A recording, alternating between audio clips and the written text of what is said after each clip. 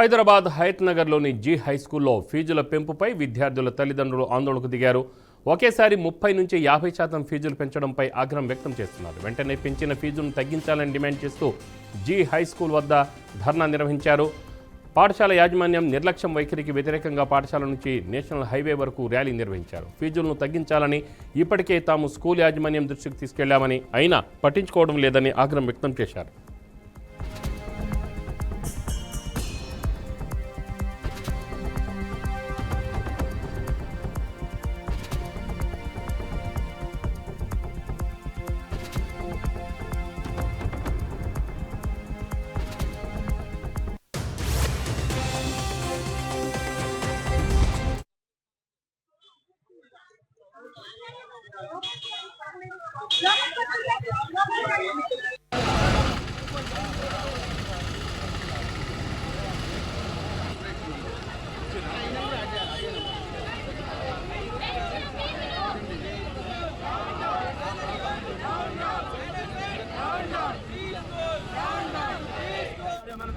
నిర్ణయం 40% ఏదైతే వాళ్ళు పెంచారో ఆ నిర్ణయాన్ని ఇమీడియట్ గా వెంటనే స్పందించి 5 to 10% బిలో వాళ్ళు అంగీకరించాలి. పేరెంట్స్ తో సంబంధం లేకుండా, వాళ్ళ కల్పన లేకుండా పెంచిన ఫీజులను ఏమంటే తగ్గించాలి.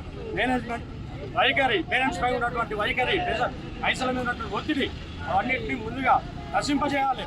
మేనేజ్మెంట్ యొక్క వైపరీత్యమైన ఆలోచనల్ని, ఆర్థికమైన ఒత్తిళ్లను ఇమీడియట్ గా తగ్గించాలి. ఈ స్కూల్ ఏ విధమైన నిర్ణయం తీసుకున్నా అనైతికంగా పేరెంట్స్ సంబంధం లేకుండా పెంచిన ఫీజులను ఇమీడియట్ గా వెనక్కి తీసుకోవాలి. 5 to 10% మేనేజ్మెంట్ అంగీకరించాలి. దీన్ని పేరెంట్స్, ప్రతి ఒక్క పేరెంట్స్ కిట్, ప్రతి ఒక్కరు ఆర్థిక ఇబ్బందులతో ఎదుర్కొంటున్న సమస్యలు ఇమీడియట్ గా తగ్గించాలి. దీనికి మీడియా మిత్రులు ప్రతి ఒక్కరూ స్పందించాలి. గవర్నమెంట్ అధికారికంగా స్పందించి స్కూల్ పై యాజమాన్యంపై చర్యలు తీసుకోవాలని పేరెంట్స్ ఫీజులపై జీ స్కూల్ యాజమాన్యం తీసుకున్నటువంటి నిర్ణయం 40% ఏదైతే వాళ్ళు పెంచారో ఆ నిర్ణయం.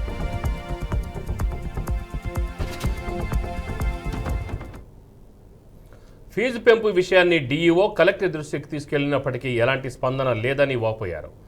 తమ సమస్యను ప్రభుత్వం పరిష్కరించాలని డిమాండ్ చేస్తున్నారు. స్లాబ్ సిస్టమ్ అని చెబుతూ ఒక్కో తరగతికి ఒక్కో విధంగా 30% నుంచి 50% ఫీజులను ఒకేసారి పెంచారని విమర్శించారు.